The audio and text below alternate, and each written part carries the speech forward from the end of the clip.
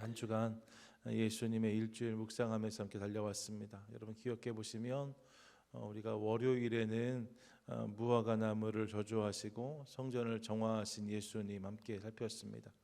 화요일에는 성전에 들어가셔서 논쟁하신 예수님, 그래서 질문에 답하시고 또 우리 삶 가운데 말 걸어오시는 예수님을 함께 생각했습니다. 수요일에는 베다니에 있는 한 집에 머무셨고 그곳에서 예수님 발에 향유를 붓고 예수님 발을 닦였던 여인의 모습을 함께 생각했고요. 목요일에는 최후의 만찬 장면을 살피면서 그 식탁에 담긴 의미와 주의 뜻 함께 나누었습니다. 어제 저녁 때는 함께 십자가를 묵상했죠. 여러분 금요일 자정 영시를 시작으로 해서 고난받기 시작하셔서 오전에 십자가에 달리시고 결국 오후 3시경이 되었을 때 숨을 거두신 예수님, 그 십자가가 하지만 우리 가운데 능력이고 은혜인 것을 함께 나누었습니다. 그리고 이제 오늘 토요일이지요. 예수님의 죽으심 이후에 되어진 일들을 함께 나눌 수 있는 날입니다. 그 이야기 함께 좀 살펴보시지요. 십자가에 달려 죽으신 예수님은 이제 무덤으로 옮겨지셔서 거기에 머무십니다. 여러분 하루 중에 가장 어두운 시간은 해가 뜨기 직전이란 이야기 우리가 많이 들었습니다. 어둠이 모든 것을 집어삼킨 것처럼 느껴지는 시간, 하지만 우리는 알지요. 그 시간은 빛이 오는 시간이고 빛이 준비되는 시간입니다.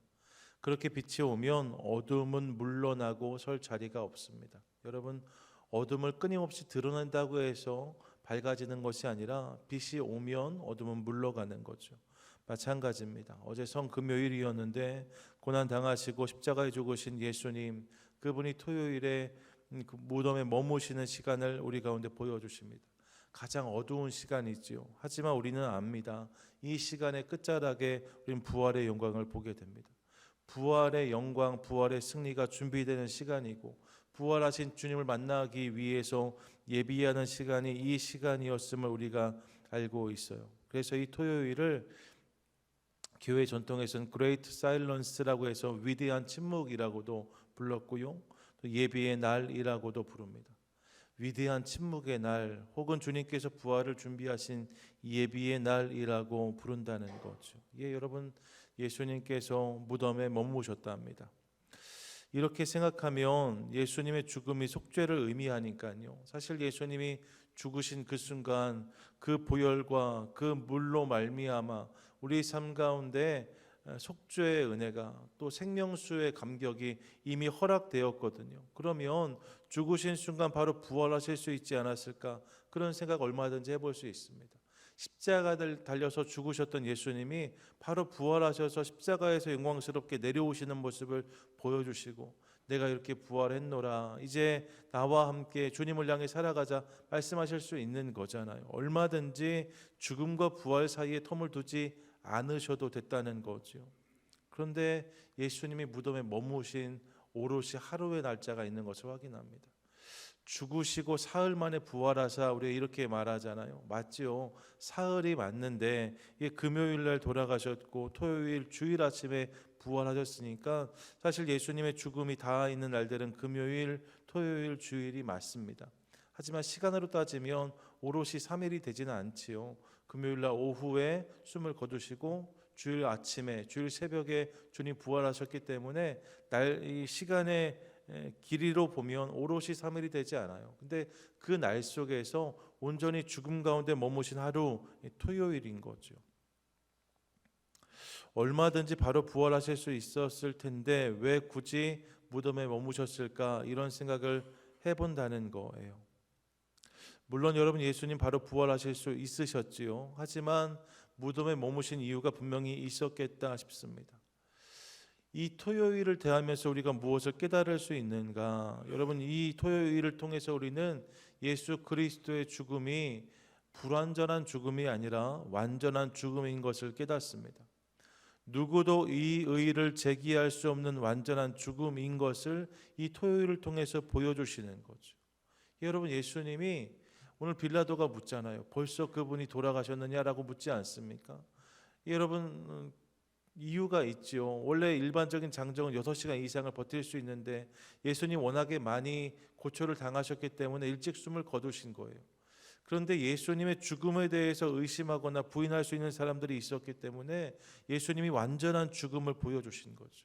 하루를 온전히 무덤에 머무시면서 그 죽음이 불완전한 것이 아니라, 거의 죽은 것이 아니라 완전히 죽으신 것임을, 완전한 숨을 거두심인 것을 우리 가운데 보여주셨다는 거예요. 주님의 죽으심이 완전한 죽으심이다. 이것은 큰 의미가 있죠. 왜요? 여러분, 이 죽으심이 우리의 죄값을 치러주신 주님의 능력이기 때문에 그렇습니다. 온 인류의 죄값을 완전히 치르셨음을 확인해 주신 거예요.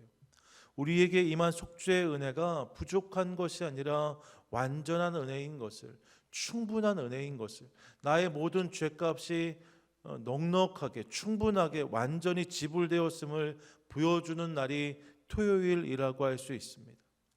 이 예수님의 완전한 죽으심은 우리에게 임한 완전한 은혜인 것을 믿으시기 바랍니다. 아멘.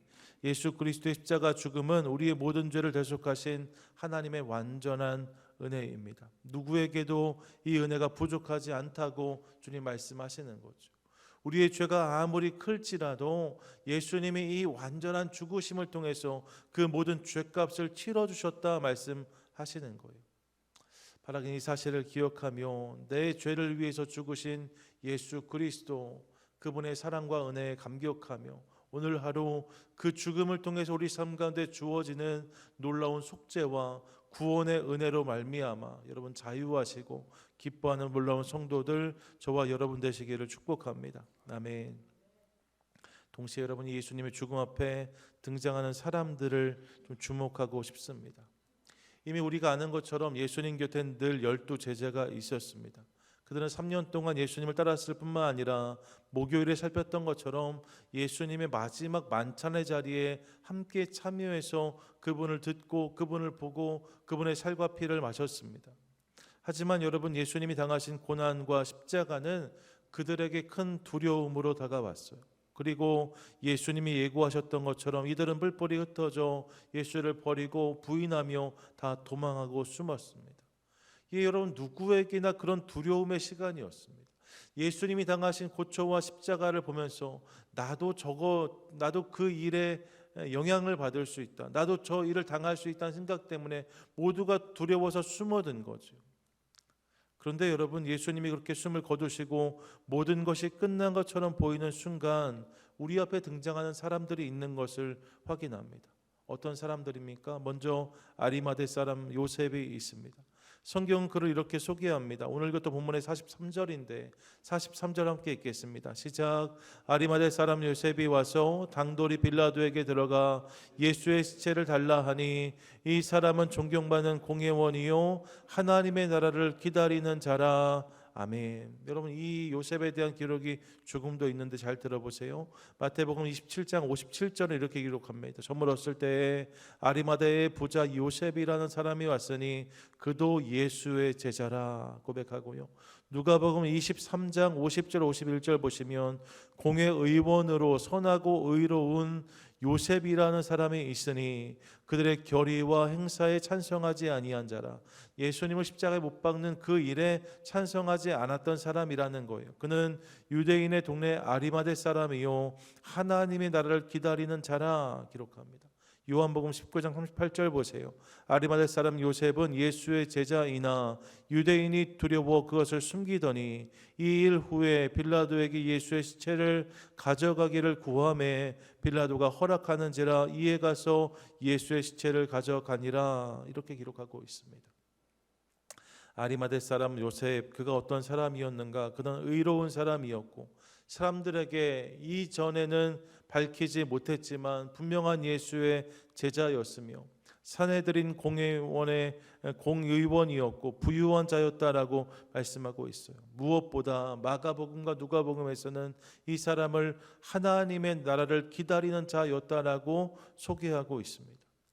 여러분, 메시아를 기다리는 사람이었다는 거예요.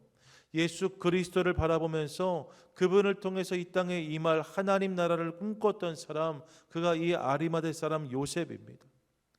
그렇게 생각해 보면 그가 하나님 나라를 기다리는 자다라고 그를 소개하니까요. 사실 그의 삶 가운데 주님을 향한 마음 중에 이 기대가 가장 큰 부분이었음을 알 수 있는데, 그런 맥락에서 생각해 보면 그의 입장에서 예수님을 통해서 그의 마음에 있었던 가장 큰 마음은 기대감이었기 때문에, 주님을 통해 도래할 하나님 나라, 그것에 대한 소망이었기 때문에 예수님의 죽으심은 그런 자신의 기대, 자신의 소원의 끝을 의미했습니다. 더 이상 기대할 수 없잖아요. 더 이상 꿈꿀 수 없잖아요. 예수님이 숨을 거두셨으니까 이제 끝이다 할 수 있습니다. 더 이상 기대할 수 없고 기다릴 수 없는 상황. 그런데 놀라운 것은 그 순간 그가 도리어 자신을 드러내며 예수님께 나아왔다는 거예요. 예수님을 통해서 기대감을 가졌던 아리마대 사람 요셉인데, 예수님이 죽으신 순간 오히려 그는 자신을 드러내고 예수님의 시신을 수습하기 위해 나섭니다. 그리고 자기를 위해 준비했던 아직 아무도 쓰지 않은 무덤에 예수님의 시신을 모시는 모습을 우리 가운데 보여줍니다. 무엇입니까? 기대와 소원이 끊어지고 모든 것이 캄캄해진 순간인데, 오히려 그 순간 그가 소망의 촛불을 켰다는 거예요. 그리고 예수님을 위해 나선 사람, 예수님을 위해 무언가를 내놓은 사람, 그리고 그분의 시신을 수습하여 자신의 무덤에 모신 사람이 아리마대 요셉이었다는 거죠. 여러분, 그의 기대와 소망이 끊어진 것 같은 캄캄한 속에서 소망의 촛불을 켜고 있는 요셉의 모습을 봅니다. 뿐만 아니라 니고데모도 등장하죠. 요한복음 19장 39절 이렇게 기록해요. 함께 읽겠습니다. 시작. 일찍이 예수께 밤에 찾아왔던 니고데모도 몰약과 침향 섞은 것을 100리트라쯤 가지고 온지라. 이런 밤에 예수님을 찾아왔던 니고데모를 우리가 기억합니다. 그는 어떻게 해야 영생을 얻을 수 있는지를 여쭈었고, 주님이 주신 답에 큰 부담을 느끼고 돌아서는 모습을 보여주었었습니다. 그런데 지금 바로 이 순간 말입니다. 사람들 시선을 의식해서 밤에 예수님을 찾아왔던 니고데모였는데, 그가 많은 사람들의 이목이 집중된 이 순간 예수님의 시신을 찾습니다. 그리고 당시 귀한 재료였던 몰약과 침량을 100리트라쯤 가져왔다라고 말해요. 이 몰약은 방부제로 사용한 것이고, 침향은 방향제, 방취제로 사용한 것이다라고 알려집니다. 그러니까 시신을 이렇게 부패하지 않고 잘 이렇게 안치하기 위해서 거기에 바르는 거였죠. 여러분, 이게 1리트라였대요. 100리트라였대요. 100리트라면 어느 정도냐? 1리트라가 보통 350g 정도라고 이야기하거든요. 100리트라면 35kg 정도가 되는 양입니다. 중요한 것은요, 이 1리트라가 노동자 300일의 품삯이었다는 거예요.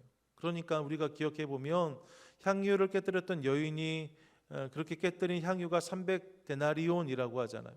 300데나리온이 사실 300일 정도를 1년에 일하지요. 쉬는 날 빼면 말입니다. 그러니까 한 사람의 연봉이라고 할 수 있어요. 1년치 싹시 300데나리온입니다. 그 300데나리온이 1리트라인 거예요.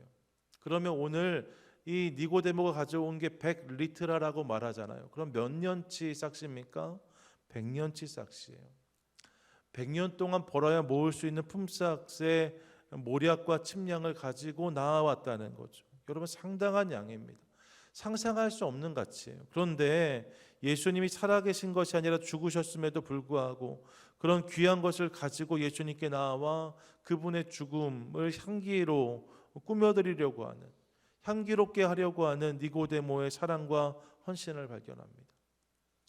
예수님이 죽으신 순간 오히려 그렇게 헌신하는 사람이 있었다는 거지요.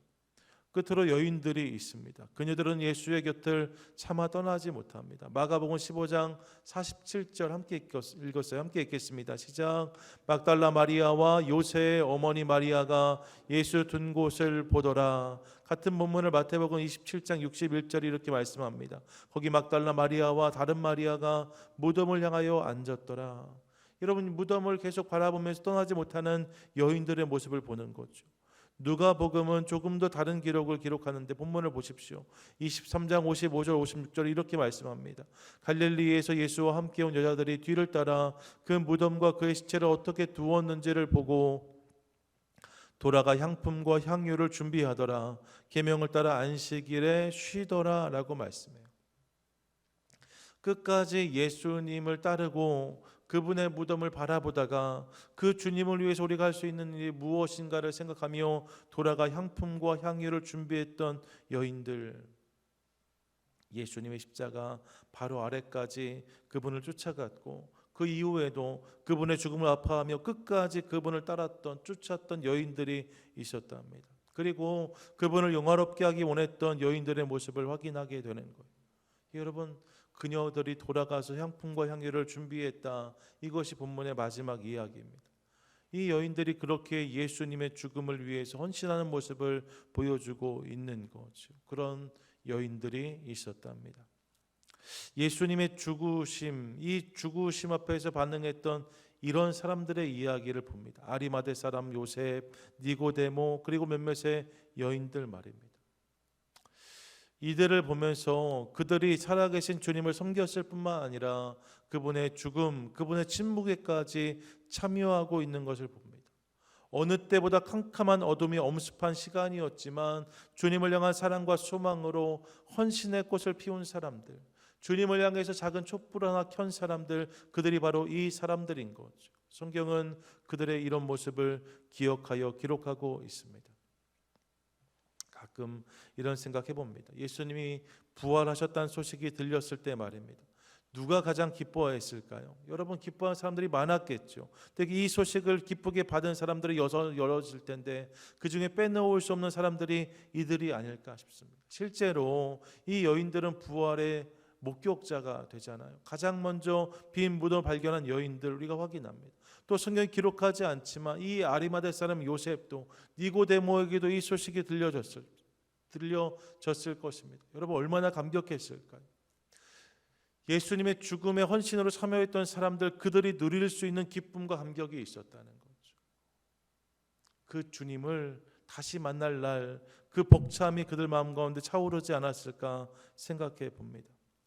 예수님이 죽음 가운데 계실 때까지도 그분을 그렇게 바라고 섬겼던 이들이 있었다, 성경이 말씀하고 있어요. 여러분, 우리 삶에도 이런 모습이 있게 되기를 간절히 소망합니다. 아멘. 오늘이 그레이트 사일런스, 즉 큰 침묵의 날이라고 말씀을 드렸습니다. 큰 침묵의 날. 생각해 보면 우리의 삶에도 이런 침묵이 경험될 때가 있습니다. 무언가 주님께서 내 삶 가운데 일하시지 않는 것 같은 순간들 말입니다. 그분이 느껴지지 않는 순간들, 그분이 무덤에서 머무시는 것처럼 느껴지는 시간들이 내 삶 가운데 있을 수 있습니다. 여러분, 침묵의 시간이 있을 수 있어요. 하지만 기억하십시오. 그 어둠의 끝에는 주님이 약속하신 빛이 있습니다. 그 침묵의 끝에는 주님께서 약속하신 승리의 함성이 있습니다. 그러므로 이 침묵의 시간을 지날 때 말입니다. 두려워 떨며 숨어 있는 사람들이 되지 않기를 소망합니다. 주님으로부터 멀리 떠나가서 그분을 모른다 하면서 그렇게 피하는 인생이 되지 않기를 소망합니다. 소망의 불꽃을 다 꺼뜨리고 그렇게 주저앉은 인생이 되지 않게 되기를 원합니다. 오히려 이들처럼 말입니다. 아리마대 사람 요셉, 니고데모 여인들처럼 내 삶 가운데 큰 불은 아닐지라도 작은 소망의 촛불을 켜들고 주님을 향해 가까이 나아가는 저와 여러분이 될 수 있기를 간절히 소망합니다. 그때 주님께서 우리 삶 가운데 큰 은혜를 부어 주실 거예요. 그런 자들이 결국 그분의 빛을 가장 먼저 발견하게 되고 가장 먼저 그들의 삶 가운데 승리의 함성은 터지게 될 줄로 믿습니다. 오늘 침묵의 날, 그 침묵 속에 헌신했던 사람들의 모습을 보면서 주님, 우리의 삶도 그런 것 되게 해주십시오, 이 기도를 하게 되는 거죠. 사랑하는 여러분, 그런 모습을 통해서 부활의 소식에 큰 감격과 기쁨으로 참여하는 우리 모두가 될 수 있기를 간절히 소망합니다. 바라기는 주님을 향한 믿음, 그분을 향한 소망, 그분을 향한 사랑과 헌신으로 캄캄한 어둠 속에서도 헌신의 꽃을 피웠던 사람들을 기억하며 주님, 우리의 인생, 우리의 모습도 그런 것 되기를 원합니다. 당신의 침묵 앞에서 더 큰 믿음으로, 더 큰 소망으로, 더 큰 사랑으로 반응하는 것을 통하여서 주님이 예비하신 놀라운 영광에 참여하는 복된 성도, 복된 인생, 복된 교회 우리 모두 되게 해 주시옵소서. 기도하고 응답받는 저와 여러분 우리 모두가 되시기를 주님의 이름으로 간절히 축원드립니다. 아멘.